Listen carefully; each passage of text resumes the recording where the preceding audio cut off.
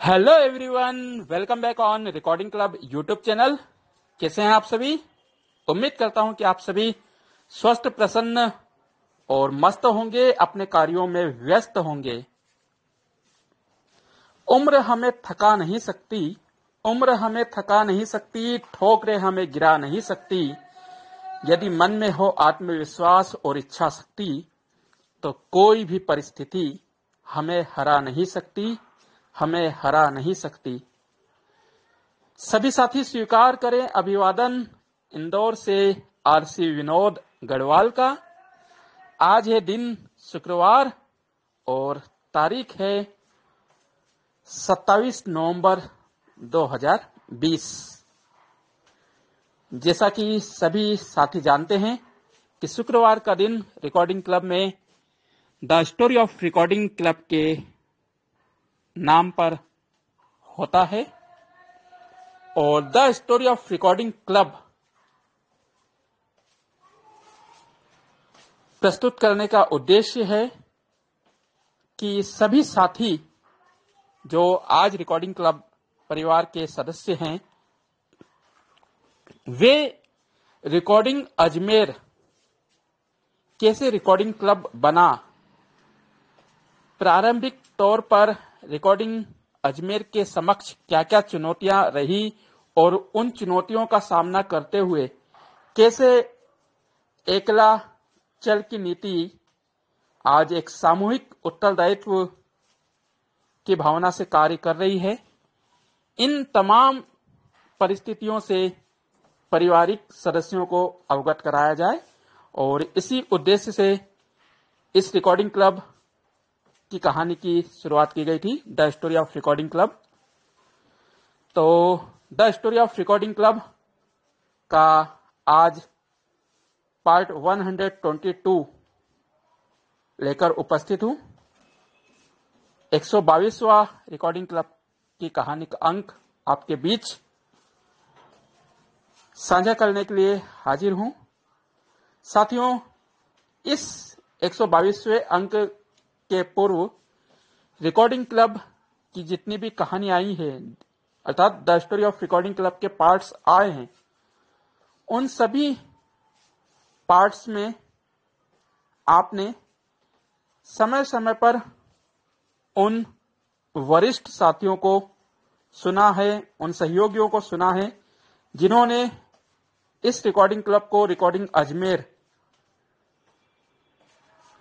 से recording club बनाने में अपनी भूमिका निभाई हो, चाहे वह संदीप त्रिवेदी जी हों जो कि समूह प्रशासक हैं, Jayawanti madam, Surya sir, Tiwari sir, Surendra Tiwari sir और मैं, और मेरे बाद और कई साथी समय समय पर इस the story of recording club को अपनी आवाज देंगे और the story of recording club उन सभी की आवाजों से गुंजित होकर सुशोभित समय समय पर होती रहेगी। पिछले कुछ सप्ताहों से आप मुझे सुनते आ रहे हैं और आज भी रिकॉर्डिंग क्लब की कहानी मेरी ही जुबानी आप सुनेंगे। कहानी को गति प्रदान करूं उसके पहले रिकॉर्डिंग क्लब के परिवार में जैसे ही देव उठनी 11 हुई है, कुछ मांगलिक कार्य हुए हैं। भाई राकेश लोहार जी परिणय सूत्र में बंधे हैं, वहीं समूह की अन्य सदस्या हर्षिता गुप्ता जी भी वैवाहिक गठबंधन में बंधी है। तो रिकॉर्डिंग क्लब परिवार की ओर से इन दोनों ही साथियों को मैं उनके भावी दाम्पत्य जीवन हेतु शुभकामनाएं प्रेषित करता हूं और ईश्वर से कामना करता हूं कि आपका दाम्पत्य जीवन सुखमय व्यतीत हो और आप दिनों दिन उन्नति करें। साथ ही साथ इस सप्ताह में जो नए साथी समूह में जुड़े हैं उनका भी तहे दिल से हार्दिक अभिनंदन और उम्मीद करता हूं कि आप का साथ रिकॉर्डिंग क्लब के साथ हमेशा बना रहेगा। तो चलिए साथियों, शुरू करते हैं the story of recording club part 122। 121वां जब अंक मैंने समाप्त किया था, तब मैंने जिक्र किया था कि पुष्कर कन्वेंशन समाप्त हो चुका था। उसके बाद हमने पुष्कर में जो धार्मिक स्थल थे उनका भ्रमण किया, घूमे हम वहां पर, और काफी रमणीय स्थान के दर्शन किए, धार्मिक मंदिरों के भी दर्शन किए, पुष्कर के तालाब में भी गोते लगाए, और काफी सारी जो पुष्कर की भ्रमण लायक जगह थी उन सभी का भ्रमण किया। और लगभग 4 सवा 4 बजे हम वापस पीपानंदा आश्रम पहुंचे, जहां से हमने हमारे बैग उठाए और अजमेर की तरफ कूच किया। अजमेर में मेरे कुछ साथियों ने दरगाह के दर्शन किए, और रात 8:30 बजे हमारी ट्रेन थी अजमेर इंदौर लिंक एक्सप्रेस, जिसमें समय पर पहुंचकर हमने अपने आरक्षित स्थान पर स्थान ग्रहण किया और रात्रि विश्राम ट्रेन में करते हुए दूसरे दिन प्रातः 11 साढ़े 11 के मध्य हम इंदौर रेलवे स्टेशन पर पहुंच गए। इस प्रकार मेरा पुष्कर में आयोजित प्रथम दृष्टिबाधित सशक्तिकरण सम्मेलन में भाग लेने का सपना पूरा हुआ, और एक सुखद अनुभव के साथ मैंने अपनी यात्रा संपन्न की। साथियों, इसके पश्चात मेरे मन में एक ख्याल आया, जिसका मैंने जिक्र आपको किया था कि मैं अगले ऑडियो में बताऊंगा। ख्याल यह था कि कई साथी किसी न किसी कारणवश चाहकर भी पुष्कर कन्वेंशन में उपस्थित नहीं हो पाए होंगे, और उनको कैसे पुष्कर कन्वेंशन से जोड़ा जाए। तो मेरे मन में एक आइडिया आया और मैंने उसका क्रियान्वयन किया। आइडिया यह आया कि जब मैं पुष्कर कन्वेंशन के लिए रवाना हुआ, यानी कि इंदौर से जब मैं जिस ट्रेन से गया, तो वहीं से मैंने एक विस्तृत विवरण तैयार किया। कैसे मैं रेलवे स्टेशन से पुष्कर के लिए गए, हमने कौन सी ट्रेन पकड़ी, ट्रेन में हम कहां पर बैठे, कौन सा सीट नंबर था, मेरे साथ कौन कौन था, फिर अजमेर में उतर के हमने क्या क्या किया, अजमेर में उतरने के पश्चात हमने क्या किया, कैसे हम पुष्कर पहुंचे, फिर पीपानंदा आश्रम में एंट्री करके क्या क्या कार्रवाई पूरी हुई, और फिर हमने दैनिक कार्यों को पूरा करा, फिर नाश्ता किया और विभिन्न सत्रों में भाग लिया, भोजन अवकाश हुआ, फिर सत्र हुए, फिर कुछ ना कुछ कार्यक्रम हुए। ऐसा करके 2 दिनों का मैंने एक विस्तृत ऑडियो तैयार करके समूह में दूसरे दिन प्रेषित किया। और साथियों, यकीन मानिए, सभी साथियों ने उस ऑडियो को इतना सराहा, मेरी इतनी सराहना की कि मैं गदगद हो गया। कई साथियों ने मुझे व्यक्तिगत तौर पर फोन करके या ऑडियो संदेश के माध्यम से धन्यवाद दिया। बहुत सारे साथियों ने समूह में भी मुझे धन्यवाद ज्ञापित किया। हालांकि मैंने यह कार्य किसी भी धन्यवाद के लिए नहीं किया था, और बस मेरा उद्देश्य यही था कि सभी साथियों को पुष्कर में जो कन्वेंशन हुआ है उससे जोड़ सकूं। और जब साथियों की प्रतिक्रिया आई तो मुझे ऐसा लगा कि मैं मेरे उद्देश्य में पूरा रहा। सभी साथियों ने कहा कि ऑडियो से उनको ऐसा लगा कि वे सजीव रूप से पुष्कर के पीपानंदा आश्रम में उपस्थित हैं और पुष्कर कन्वेंशन में लाइव उपस्थित हुए हैं। कहीं पर भी किसी भी साथी को कोई कमी नहीं लगी, तो काफी अच्छा रहा। तो ये तो थी पुष्कर कन्वेंशन और रिकॉर्डिंग क्लब से मेरे जुड़ने की औपचारिक रूप से कहानियां। अब पुष्कर कन्वेंशन में मैंने भाग तो लिया, लेकिन मेरे क्या अनुभव रहे वो मैं आपके साथ साझा करता हूं। देखिए, जब रिकॉर्डिंग अजमेर में प्रथम दृष्टिबाधित सशक्तिकरण सम्मेलन की बात हो रही थी या इस प्रकार का सम्मेलन आयोजित किया जाए, इस पर चर्चा हो रही थी, तब उसमें आदरणीय सूर्य सर का ऐसा मानना था कि एक ऐसा सम्मेलन आयोजित किया जाए जिसमें कई वर्षों से जो साथी नहीं मिल पाए हैं वे आपस में मिले, आपस में संवाद करें, चर्चा करें, सुख दुख बातें, अपने सुख दुख को साझा करें, एक दूसरे से बातें करें। इस प्रकार का एक कार्यक्रम होना चाहिए। तो कार्यक्रम तो इसी बात को लेकर आयोजित किया जाना था, किंतु जब पुष्कर कन्वेंशन में मैं उपस्थित रहा, मैं तो यही सोच के गया था, तो सम्मेलन को लेकर एक जो आम धारणा होती है वह यही है कि उसमें कई लोग मिलते हैं, गप्पे लगाते हैं, बातचीत करते हैं और अपने पुराने दिनों को याद करके अपनी यादें ताजा करते हैं। किंतु इस सम्मेलन में ऐसा बिल्कुल नहीं हुआ। लगातार एक के बाद एक सत्र आयोजित किए गए, यहां तक कि 5 मिनट का भी समय किसी भी साथी को औपचारिक रूप से नहीं दिया गया। एक के बाद एक सत्र, और सत्र भी इतने इंटरेस्टिंग कि सुनकर काफी सारा ज्ञान इकट्ठा किया जा सकता है। यकीन मानिए साथियों, इतना टाइट शेड्यूल था कि 2 घंटे में पुष्कर में रहा, लेकिन संदीप जी जो कि मेन है इस समूह के, अधिक से अधिक आधा घंटा मेरा संवाद हुआ होगा। बहुत ज्यादा बता रहा हूं मैं, कभी कभार आधा 1 मिनट का हाय हेलो होता था और बस, इससे ज्यादा नहीं। तो आधा घंटा तो मैं बहुत ज्यादा कह रहा हूं, बहुत मुश्किल से 10 से 15 मिनट इन्होंने संवाद किया होगा। तो कोई जान पहचान नहीं हुई किसी से ज्यादा।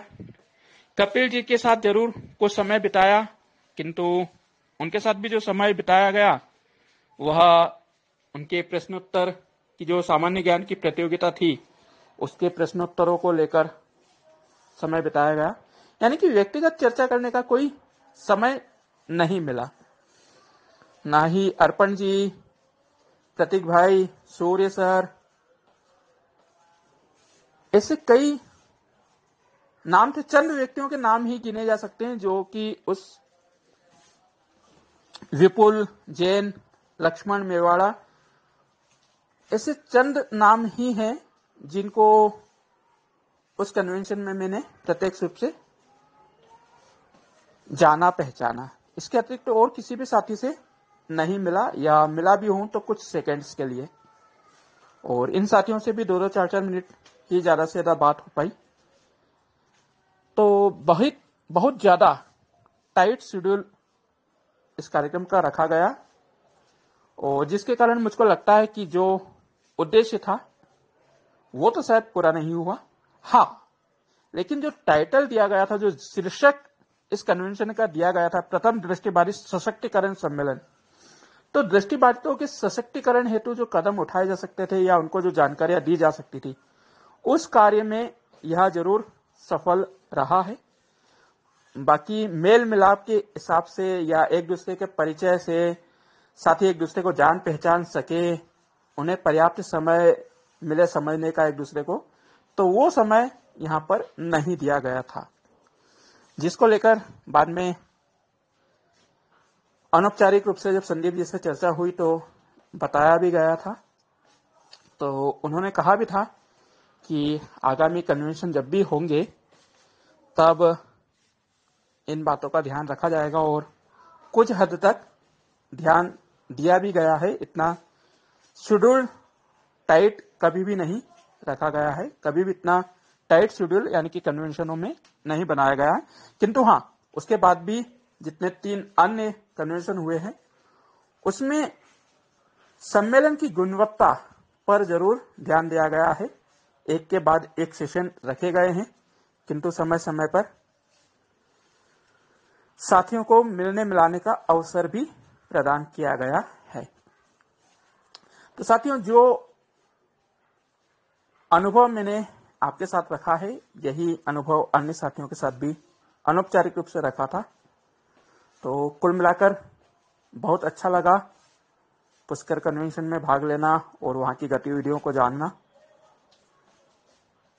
साथियों, जो ऑडियो मैंने कन्वेंशन के बाद दिया है वह सिलसिला आज भी जारी है। जब जब कन्वेंशन आयोजित होते हैं रिकॉर्डिंग क्लब के, तब तक समाप्ति के उपरांत 1-2 दिन बाद मैं विस्तृत ऑडियो देता हूं, जिसमें सारी ही परिस्थितियों का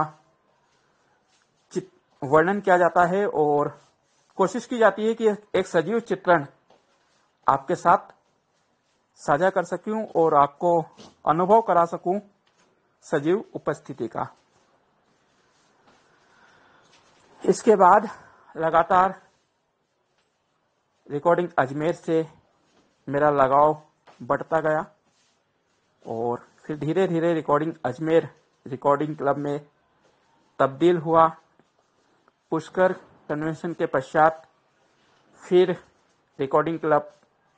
रिकॉर्डिंग अजमेर के 1 वर्ष पूरे होने वाले थे 20 मई 2017 को, जिसको लेकर जयपुर में एक भव्य आयोजन की रूपरेखा तैयार की जा रही थी। खैर साथियों, आज के इस ऑडियो के माध्यम से मैं आप सभी से विदा लूंगा।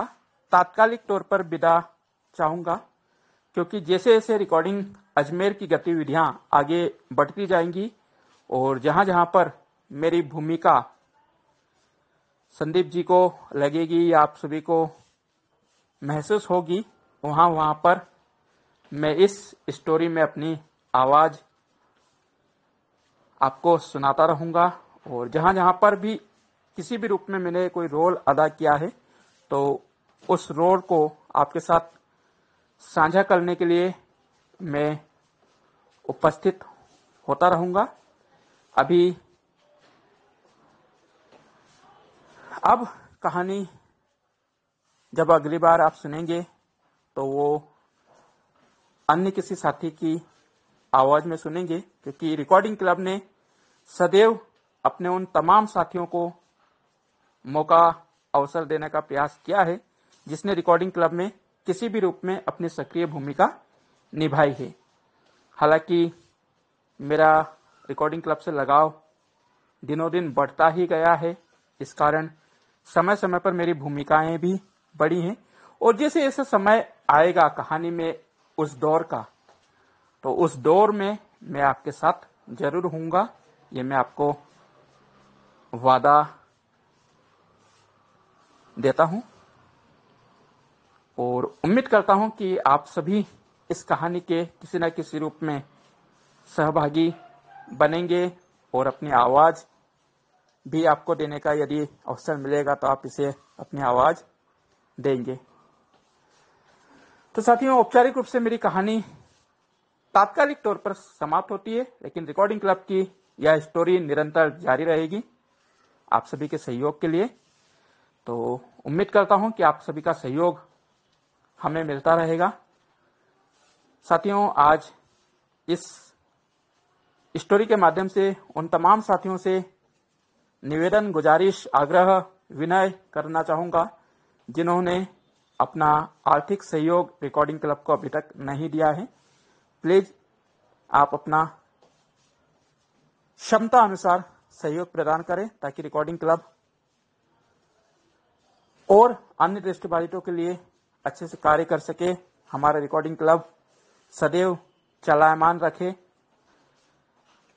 क्योंकि रिकॉर्डिंग क्लब की जो आर्थिक स्थिति है वो 2021 में यह सफल जारी रख पाएगी या नहीं, यह सब आपके ऊपर निर्भर करता है, क्योंकि प्रति माह रिकॉर्डिंग क्लब को कम से कम 25 से 30 हजार रुपए की आवश्यकता होती है। इसमें ऑफिस का किराया, रीडर्स का पेमेंट शामिल रहता है और आप सभी जानते हैं कि रिकॉर्डिंग क्लब को कोई फंड कहीं से भी प्राप्त नहीं होता है। यह एक स्व सहायता समूह के रूप में कार्य करता है। ऐसे में हम सभी की भूमिका बढ़ जाती है कि जितना हम सहयोग करेंगे उतना रिकॉर्डिंग क्लब काम करेगा। अतः जिन साथियों ने सहयोग नहीं किया है वे सहयोग कर दें। जो साथी सहयोग दे चुके हैं वो आगामी वर्ष 2021 के लिए सहयोग दें ताकि हमको संबल मिल सके। और उम्मीद है मुझे कि आपका सहयोग, आपका संबल हमें मिलता रहेगा। तो साथियों, आज के लिए इतना ही। अब मिलेंगे जब मुझे मेरी भूमिका का बोध होगा, उस समय आपसे दोबारा मुलाकात होगी। जाते जाते वीडियो के अंत में आप सभी से एक और अपील। कोरोना महामारी का प्रकोप बहुत तेजी से फैल रहा है और जब तक दवाई नहीं तब तक कोई ढिलाई नहीं। अतः सावधानी ही एकमात्र सुरक्षा है। अतएव मास्क सदैव लगाएं, 2 गज की दूरी और हाथ धोना भी है बहुत जरूरी। खुश रहिए, खुश रखिए, सुरक्षित रहें, सुरक्षित रखें। इन्हीं शुभ इच्छाओं के साथ आप सभी से विदा चाहूंगा। मिलूंगा नेक्स्ट बार एक नए अंदाज में, एक नई कहानी के साथ। तब तक के लिए अब मुझे आप विदा कीजिए। धन्यवाद। जय हिंद, जय भारत।